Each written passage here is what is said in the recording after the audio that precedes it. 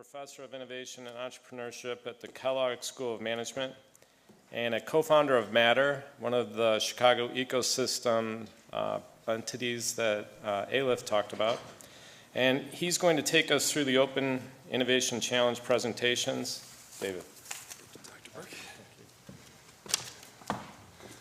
So I think Dr. Burke accidentally called me doctor, but I will take it. So anybody who'd like to call me that, you're more than welcome. Yeah, hey, it's that easy, huh? Okay. I'm less impressed with everybody else now. So good morning, cardiophiles. It's my pleasure to be here today. As many of you know, this year's the Heart Innovation Forum includes a special competition for early-stage healthcare companies. We're looking for new and innovative tools to treat heart disease and stroke, and we put out a call to companies throughout the Midwest and asked them to submit their best game-changing ideas, and heard from more than 30 companies across 6 states.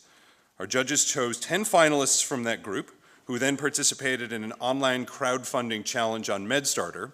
And from those companies, we chose 3 finalists, based on input from our judges, as well as the total amounts raised in shares in social media. In total, our top 10 finalists raised more than $33,000 from the public. I hope that all of those 10 finalists will consider being tenants at Matter. That is off script, but a plug. Today you'll have a chance to meet our final 3 finalists. Representatives from each company will have 5 minutes to present their idea, followed by 5 minutes from Q&A from our distinguished panel down here. First, in the spirit of today's event, are you guys pumped? Let's try this one more time. I can't resist. Is everybody pumped? Yeah. Okay, here we go. So let me first introduce our panel of judges. They're down here, not necessarily in this order, but first, Arun Bhatia, Senior Associate from Illinois Ventures. You want to stand around and wave to, yeah, there he is. We have Dr. Steve Gould, founder and principal of the Gould Consulting Group. We've got Dr. Matt Raymond, President of Kane Technologies. And we have Bob Zisserl, Chairman of RDI and Vital Sensors, Inc. So these judges will help evaluate the presentations that you see in front of you. One more. Who did I forget? Oh, sorry, Mome Q. Hey, sorry about that. Last but certainly not least. So after the presentations, the judges are going to confer, and the winner will be announced later this afternoon. The winner is going to receive, wait for it, $20,000 in grant funding from the American Heart Association, which is great. And our 2 runners-up will each receive $2,500. So without further ado, let's meet our first finalist. Please welcome Dr. Chad Bonham with Human Telemetry Data Management. Come on up.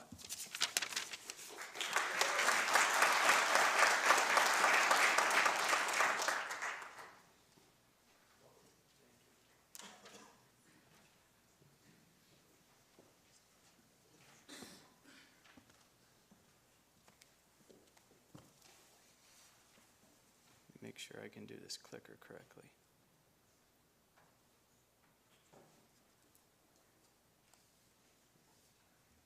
Well, thank you for having me. Certainly an honor to present here today and discuss the company which I started in 2013 called Human Telemetry. Well, the American Heart Association has made an impact challenge to reduce cardiovascular death and stroke by 20% by 2020, and I believe Human Telemetry can help meet that challenge.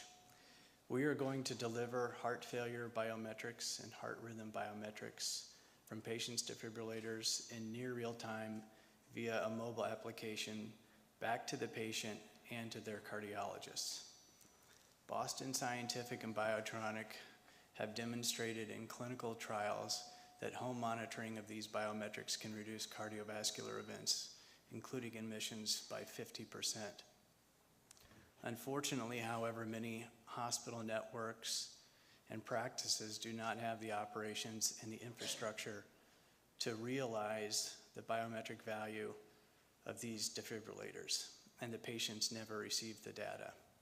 And that's where we come in.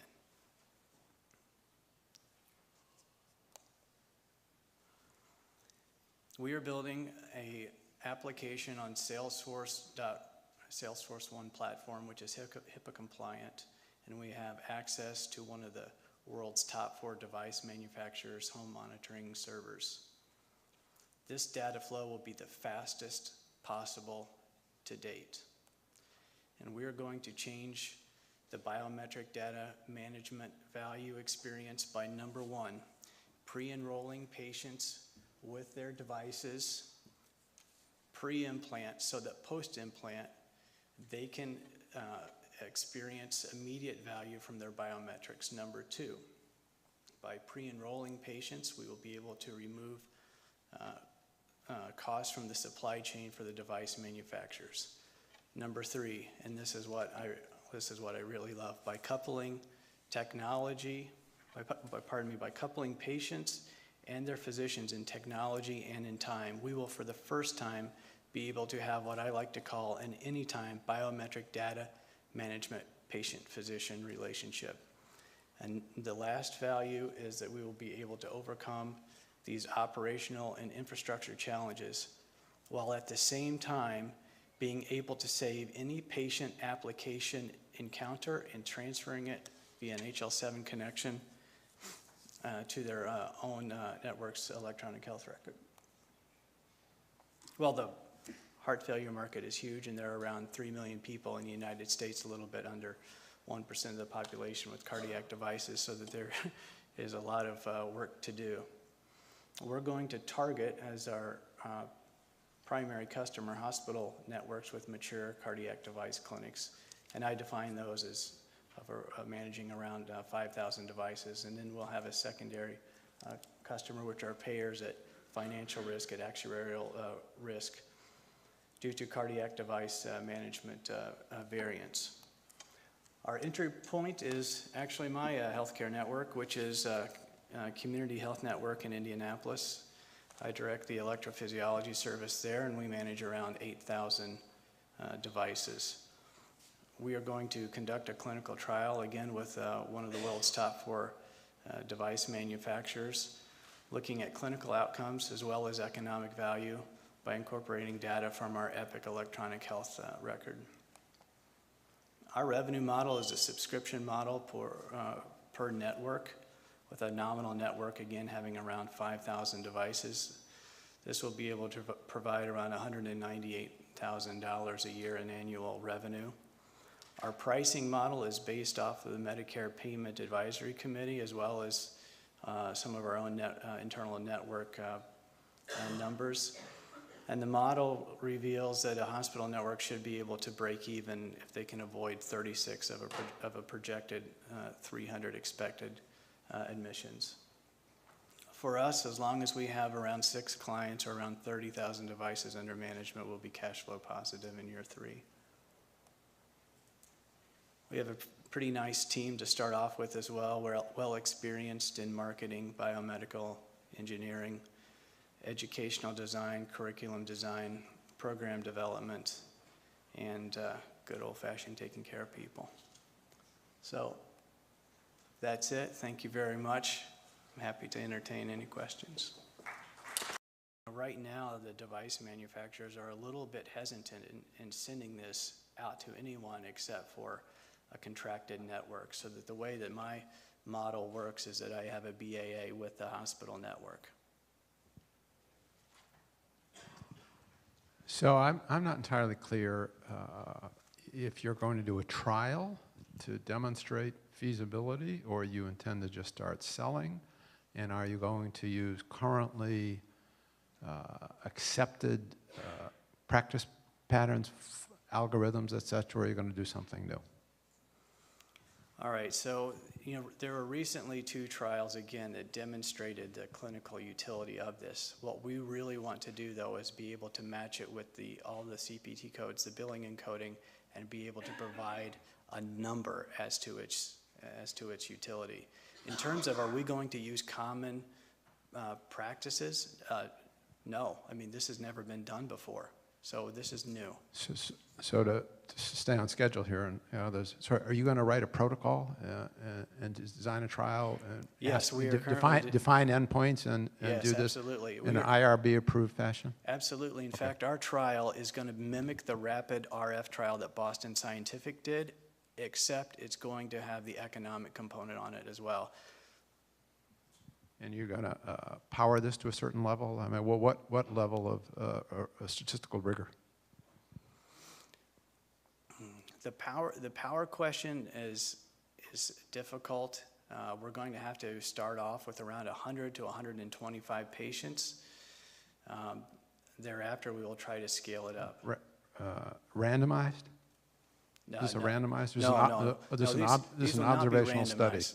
There's no randomization. So it's an observational study, and you're going to use historical data for comparison? Right, so again, a mimic like the rapid RF trial. So what they did is they started at a time of point X Yeah. and evaluated them prospectively, but then matched what had happened to them retrospectively the year before. So we're going to try to do it like that. And how many patients in that study? I didn't go read the primary study. Oh, boy, there was a bunch. I don't remember. It was in the thousands. Yeah. So of 100 patients, what do you expect would be the number of patients that are at risk, and what opportunity do you have to actually see a benefit? That's what I'm getting at.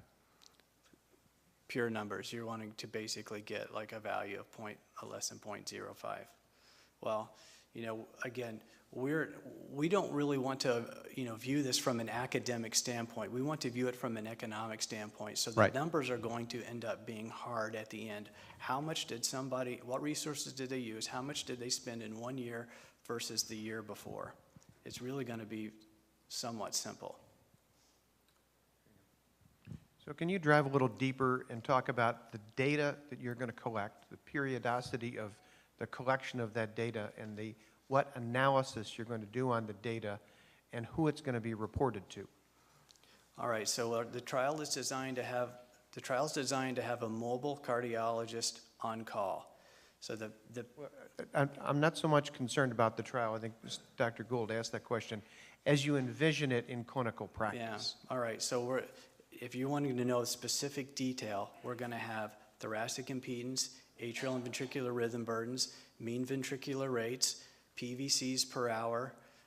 Everything that comes onto a heart failure diagnostic report, we will have not only in absolute numbers, but also in trends. So the way that the application is going to be designed is going to be designed after the spirit of what we're modeling it after the Yahoo weather app. So it will have current conditions and forecast with all of the data that you would normally receive in a heart failure report in your practice. We have time for one more quick one, if there's another quick question. Well, I want to elaborate on that, the packaging of the data so that the primary care provider or the specialist can review it quickly, access it, be able to monitor it continuously. How do you anticipate being able to make it user-friendly for the provider as opposed to user-friendly or just a general data set? If you're talking user interface design, obviously that's an evolution, but it's going to be alert-driven as well as we're going to have our setup program that we can get information every 24 hours.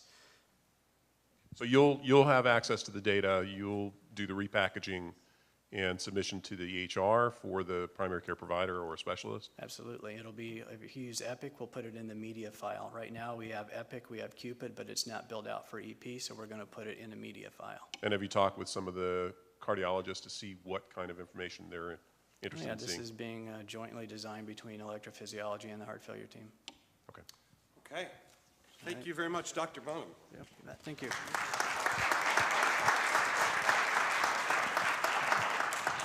Okay, on to our next presenter. We have Benji Strass with Smart EKG. Come on up, Benji.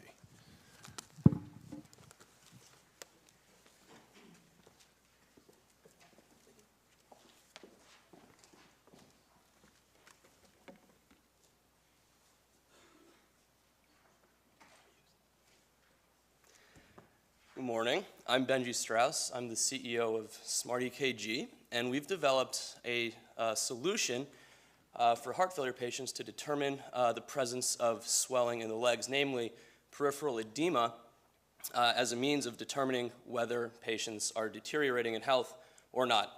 Edema is probably one of the best, one of the hallmark identifiers of deteriorating health in heart failure patients, and so if we can determine that, our goal is to decrease hospital readmissions. So the multi-billion-dollar problem that we're trying to solve is exactly that, hospital readmissions. And right now, of the millions of patients who are hospitalized each year for heart failure and ultimately discharged, about half of them end up back in the hospital for emergency heart failure treatment within just 6 months of their discharge. And this burden is transduced really to everybody. Hospitals and insurers end up having to cover the cost of readmissions, as well as now the Affordable Care Act and Medicare penalties on top of that. And patients, and this is self-evident, pay with obviously suboptimal care and ultimately a reduced quality of life and potentially reduced length of life. And the number one cause of these unnecessary readmissions is really the outdated monitoring techniques that clinicians use to monitor the health status of their patients as well as the effectiveness of their therapy. And right now it's essentially limited to a bathroom scale. I'll explain. When a heart failure patient is discharged, or rather, heart failure essentially, as far as mechanics go, is the inability or the inefficiency of the heart to pump. And so what that leads to is the inability of the heart to remove fluid that accumulates in the lungs and the legs, leading to high blood pressure and severe edema in the feet and the inability of the patient to breathe effectively. And so when a patient is discharged, they're given a diuretic to help remove that extra fluid. And the way that's monitored is the doc tells their patient to get on a scale each day. And if on Monday the patient weighs 3 or 5 pounds more than he or she did on Sunday, we conclude that the only way that one can gain that much weight that quickly is through edema due to heart failure. However, it's kind of faulty. It's great to use a scale because it's simple and easy to comply with. However, there are other ways to gain weight. Patient could eat a lot. It could be summer. It could be constipated. And on the other hand, heart failure patients can be in trouble well before they gain a full 5 pounds. And so we have a poor frame of reference for determining who's at risk or who's in failing health. And we usually only find out once it's too late, once we have a readmission. And so what our team of engineers and doctors have put together is what we call the edema sock. It's a device that you can slip on the foot to measure the volume of the foot and the ankle to determine if there is more fluid accumulating in the feet to determine if there is edema present. And it's great. It's really simple. You slip it on the foot just like a sock and just momentarily, so it's exquisitely easy to use. It's accurate, considerably more so than the scale, and the results are transmitted wirelessly to the physician each day, and they can be trended so we can see what the baseline for the patient is and we can see deviations. And so now, instead of determining well after the fact what's going on with the patient's health with edema and fluid retention, we can determine it immediately, and the patient's physician can titrate their therapy day by day and milligram by milligram, ultimately enabling us to prevent the readmissions rather than dealing with them. And so because the current problem is so severe and so enormous, so is our opportunity to affect the market. In the US alone, there are 5.7 million heart failure patients, over 1 million hospital readmissions a year, all of this culminating in a $35 billion market for heart failure, the biggest public health burden that we have in the US. And what's really beautiful about the device is that there are a number of ways that we could get to market. One possible way is to do direct sales of just the standalone device, of just the sock. Imagine it on the shelf of a CVS or a Walgreens. And another interesting way to get this to market is to bundle it with existing telemonitors as a complementary solution. So Honeywell and Philips are really leading this race to incorporate very basic biometrics beyond just weight into a monitoring system. So now they're doing blood pressure and pulse ox monitoring. And if we can also bundle this with one of these devices, that'll not only give the data that they're currently collecting more context, and turn that into information, but that will also give them another data point, another piece of information to actually use. And what's nice about that is that represents the opportunity for either a licensing deal with one of these groups or a working manufacturing relationship with them. And what's also great is that in this model, the devices sell. The units are sold for a one-time fee. of about $3,000, and then on top of that, there's a monthly service fee of about $150, and this is already starting to be reimbursed by Medicare in some regions. Alternatively, we've also developed our own heart failure suite, which we think is even better than Honeywell's and Philips. And this is a device no more complex to use than a scale, except instead of collecting just weight, we collect 8 biometrics, standard and some novel ones of our own. And between that and the edema sock, we're confident that this represents by far the most comprehensive option to monitor heart failure patients and reduce hospital readmissions. Ultimately, that device is going to replace the edema sock, and we'll be able to detect the presence of edema by just passing currents through the feet, and so we'll have all 8 or 9 biometrics in just one moving part that the patient needs to stand on for just 5 or 10 seconds a day. So today we've earned a fellowship at the Yale Entrepreneurial Institute in their incubator, then subsequently developed fully functional devices for both of those individual pieces. Went on and raised $500,000 in angel funding, and we're in the middle of preparing our 510K submission on the suite of devices, and we've recently begun our second capital raise. Yeah, hey, on the money slide. So 5 minutes for Q&A. Panelists, have at it. Thank you.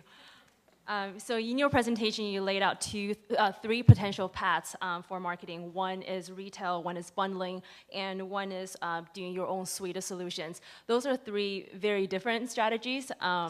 And so with your next capital raise, I'd be curious to hear how you're thinking about which one to pursue first and the rationales behind that. I think the method with the fewest barriers would be to work with a company that's such as Philips or Honeywell that's not only well established in the market but also has basically unlimited funds. So independent of how much they would, as opposed to investing in us, right? They have all the resources to catalyze this to market and already have devices that are available to patients and that this could just be added onto. And so I think as far as reducing the barriers to commercialization and to significant distribution, I think that represents the best. Ultimately, in the long term, I think we are capable of coupling that with our own scale. And again, in version 2, we won't even need the sock itself to do edema monitoring. There is a separate market for that, and I think that will continue to be true. But for just the edema monitoring for the rest of the heart failure, I think our scale could potentially replace the Honeywell or the Philips solution. So you're right. Weight is a poor measure. Within 5 days of hospitalization, it's about 53%. Your suggestion is that your device will be more sensitive, but what's the data? Where's the data? Do you clarify? Where's the? Okay, so you basically said weight is not a very good measure. Your device will be a better measure. Correct. But you didn't present any data to support that argument. Well, Have you collected any data that suggests that a sock measuring edema will provide data that is more sensitive than a scale and sensitive enough to be useful in identifying advancing decompensation? So before this, there was a device called the baseline volumeter, which was essentially a glorified bucket and measuring cup. And what they would have the patient do is fill it with water, dunk their foot in, and measure the amount displaced and let that represent volume. And that was more sensitive than just measuring weight.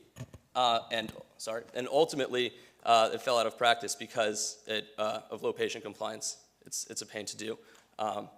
But that was more sensitive than just weight alone. And so by presenting an alternative for actually measuring the volume, and actually in a more accurate way than just water displacement, that we can get to that better sensitivity. So just as a follow-up, is there any evidence to suggest that edema in the foot could be caused by something other than complications in the heart? So speaking about sensitivity of the data, how do you make that correlation? Well, there are other sources of edema. So, right, and again, in the summer, that's possible to happen naturally, liver failure. And so, beyond that, it's hard to determine edema alone as a predictor of heart failure, but when you put it in the context of the other biometrics, you can tease out what is caused by heart failure and when it's not. So I want to follow up on that. So I'm a vascular surgeon. There are tons of causes of edema. This is one sock on one foot, right?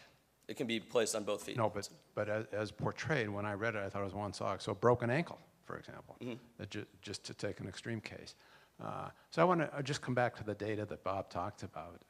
I think the question that he's phrasing is, what scientific evidence exists or can you generate, I'm like a broken record here,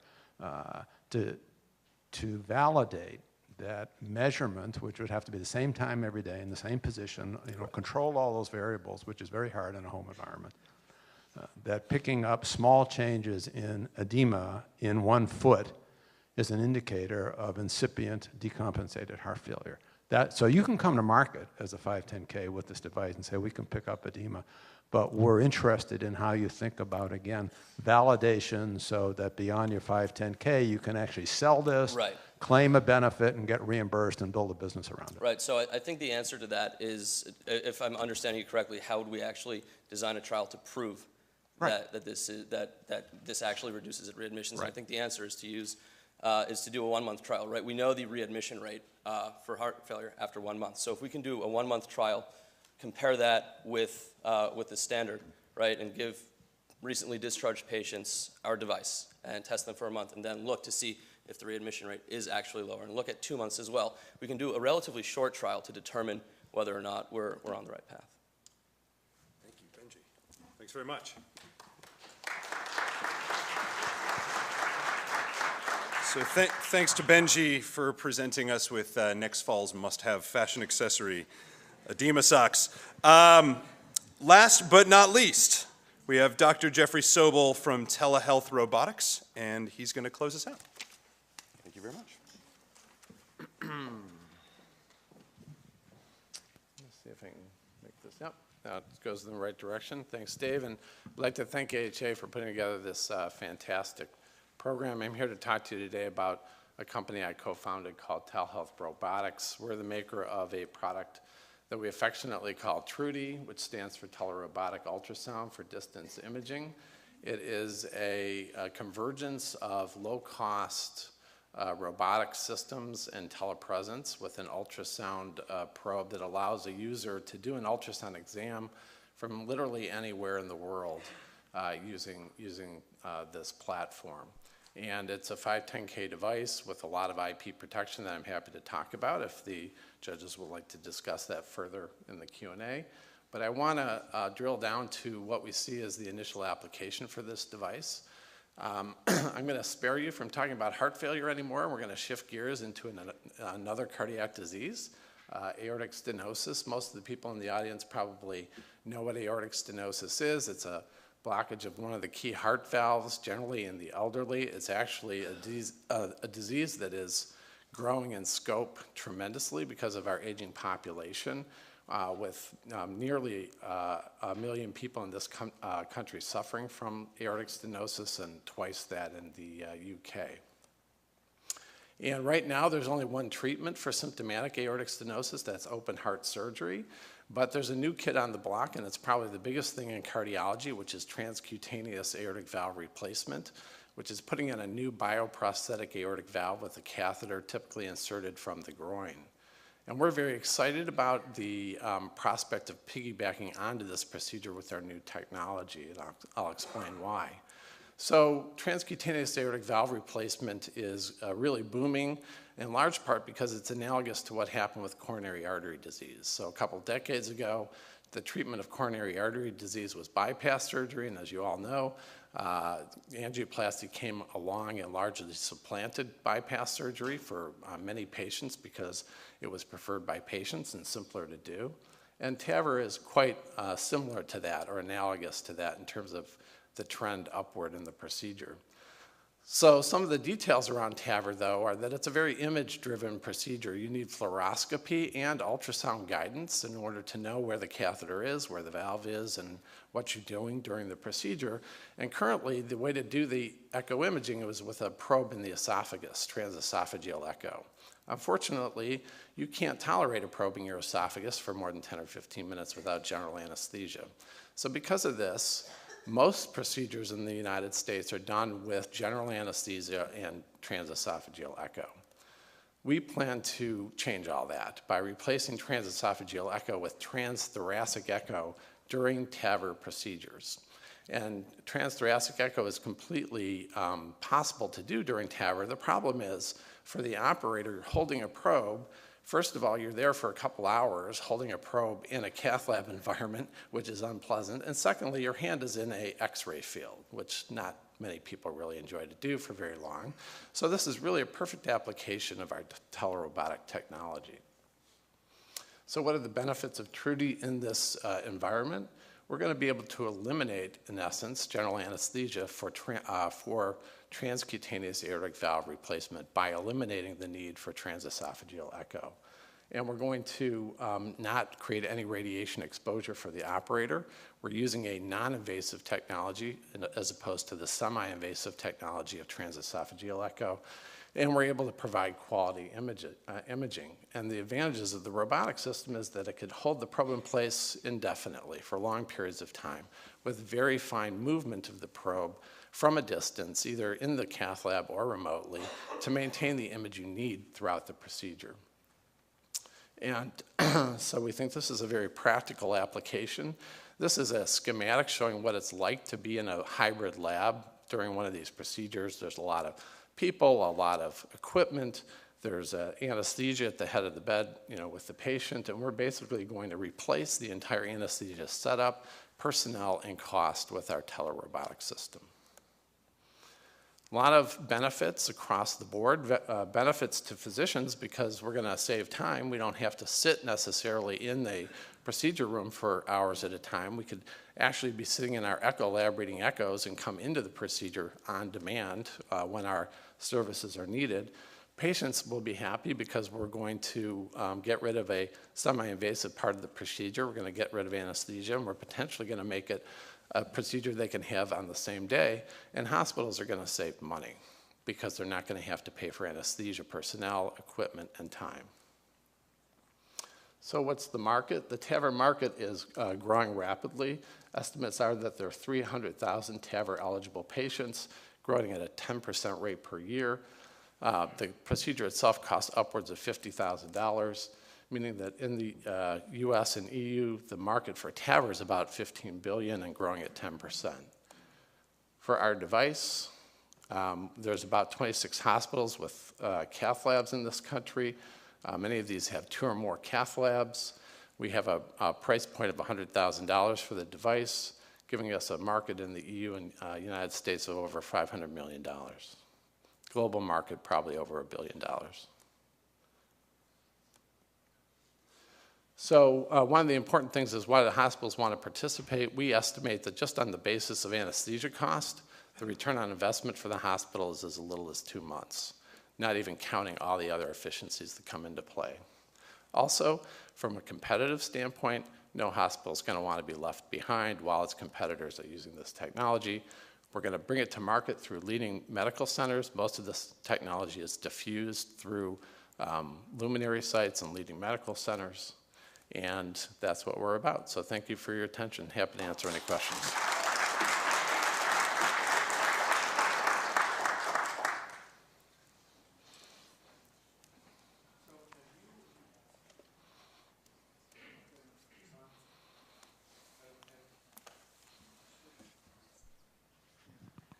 Yeah, there we go. So have you demonstrated already in patients undergoing TEE that you can actually get good visualization?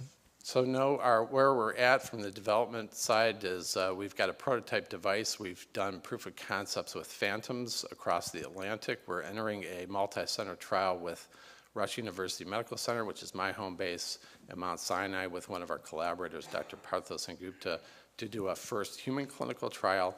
It's actually based on carotid ultrasound exam as a low-risk procedure. We're Yeah, raising but that, money. okay. Yeah, But I've done carotid, so I understand, and I saw that in the video. Right, right. But I'm more interested in when the cardiologist is there and when the fluoroscopy unit's there. I want to see if you can actually use it in your intended use. So when do you intend to show that it works there? So that's been done. That's been done in Europe and the United States. There are definitely centers that have done transthoracic echo as a replacement for transesophageal echo. if The that's what remote you're hasn't asking. been done. The remote hasn't been No, done. so my question is, how soon, I don't know why you can't, as soon as you have your prototype, just go to any patient undergoing TEE and simulate and just show that you can actually do this In a non-cath lab environment or in a cath lab environment? in a cath lab environment. Because we still need to build out some of our technology Okay. around sterility and gel application. We have designs for that, but we haven't built it out yet. Okay, and the IP, just, I'll take your word for it, but it is on the remote telemetry or the actual equipment or what? There's actually a range of IP protection. Some things are as simple as how you apply gel remotely to an ultrasound probe.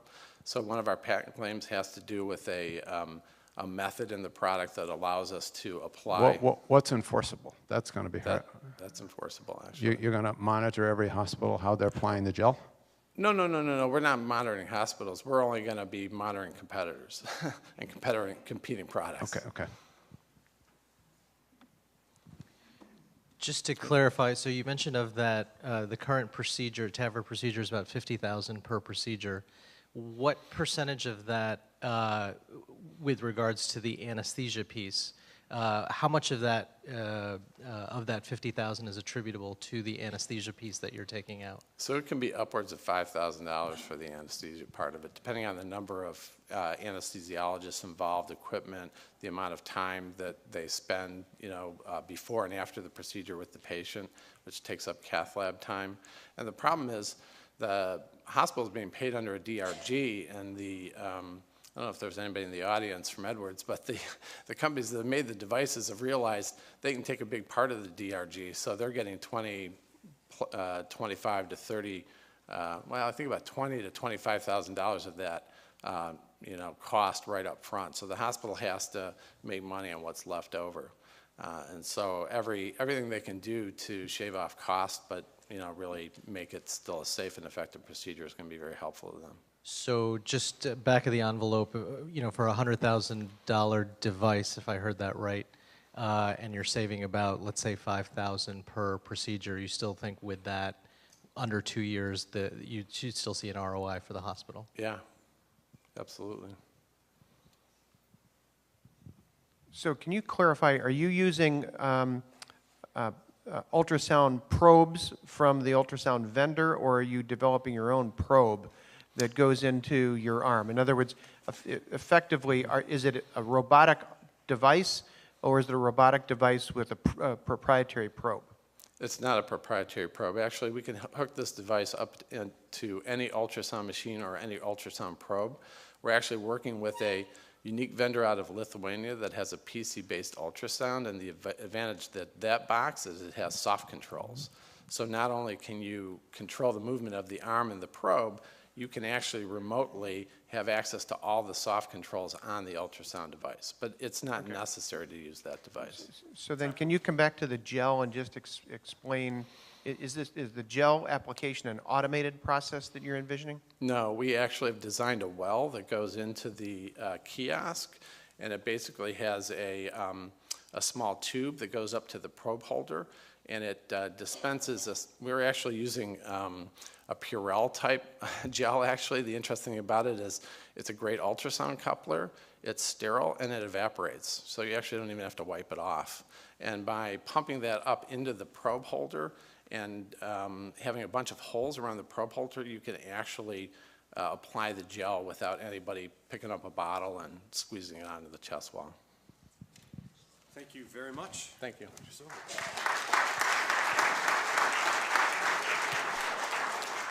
So there you have it, the three finalists. We're going to announce the winner of the $20,000 grant later on this afternoon. We're going to go up to lunch in a second, but before we do, can we have a round of applause one more time for all three of the finalists?